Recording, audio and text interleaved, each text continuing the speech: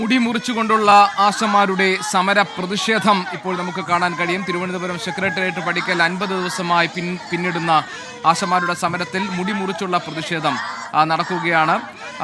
ആശമാർ അവരുടെ പ്രതിഷേധം കൂടുതൽ ശക്തമാക്കുകയാണ്. മുടി മുറിച്ചുള്ള പ്രതിഷേധത്തിലേക്ക് കടന്നിരിക്കുന്നു. സംസ്ഥാന സർക്കാർ തങ്ങളുടെ ആവശ്യങ്ങൾ അംഗീകരിക്കുന്നതുവരെ തങ്ങളുടെ അവകാശ പോരാട്ടം തുടരും എന്ന പ്രഖ്യാപനത്തോടു കൂടിയാണ് മുദ്രാവാക്യം വിളികളുമായി ആശമാർ 50 ദിവസം പിന്നിടുന്ന സെക്രട്ടേറിയറ്റ് പടിക്കലെ സമരത്തിനൊടുവിൽ ഇപ്പോൾ മുടി മുറിച്ചുള്ള പ്രതിഷേധത്തിലേക്ക് കടന്നിരിക്കുന്നത്. ഈ പ്രതിഷേധം സംസ്ഥാന സർക്കാരിന്റെ കണ്ണു തുറപ്പിക്കണം എന്നതാണ് ആശമാരുടെ ആവശ്യം. ഇനിയും ആശമാരെ അവരുടെ ആവശ്യങ്ങൾ അംഗീകരിക്കാൻ തയ്യാറാകാതിരുന്നാൽ കൂടുതൽ ശക്തമായി പ്രതിഷേധ രംഗത്തുണ്ടാകും എന്ന് സൂചിപ്പിച്ചുകൊണ്ടാണ് മുദ്രാവാക്യം വിളികളോടുകൂടി ഇപ്പോൾ മുടി മുറിച്ചുകൊണ്ട് ആശമാർ അവരുടെ സമരം നടത്തുന്നത്. അജീഷ് ജയകുമാർ വിവരങ്ങൾ നൽകാനുണ്ട്. അജീഷ്, പറയൂ.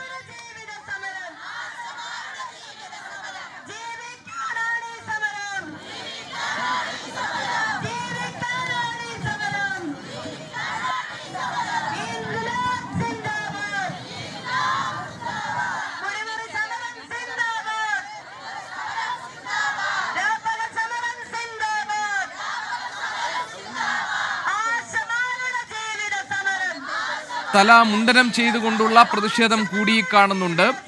ഒരു തരത്തിലുമുള്ള വിട്ടുവീഴ്ചകൾക്ക് തയ്യാറല്ല എന്നാണ് ഈ മുദ്രാവാക്യം വിളികളിലൂടെ ആശമാർ സംസ്ഥാന സർക്കാരിന് നൽകുന്ന മുന്നറിയിപ്പും താക്കീതും. 50 ദിവസങ്ങൾ പിന്നിട്ടിട്ടും പ്രശ്നം പരിഹരിക്കാതെ തുടരുന്ന സാഹചര്യത്തിലാണ് കൂടുതൽ ശക്തമായ പ്രതിഷേധങ്ങൾക്ക് ആശമാർ മുതിർന്നത്. അതിന്റെ ഭാഗമായി തല മുണ്ടനം ചെയ്തും മുടിമുറിച്ചും പ്രതിഷേധം ശക്തിപ്പെടുത്തുകയാണ്. അവരുടെ മുദ്രാവാക്യ വിളികൾ നമുക്ക് കേൾക്കാം.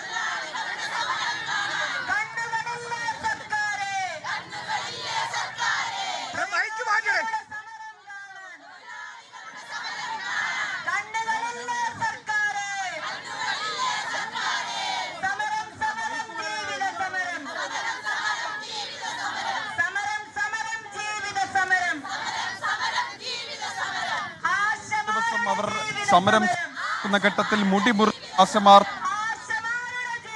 മുന്നിൽ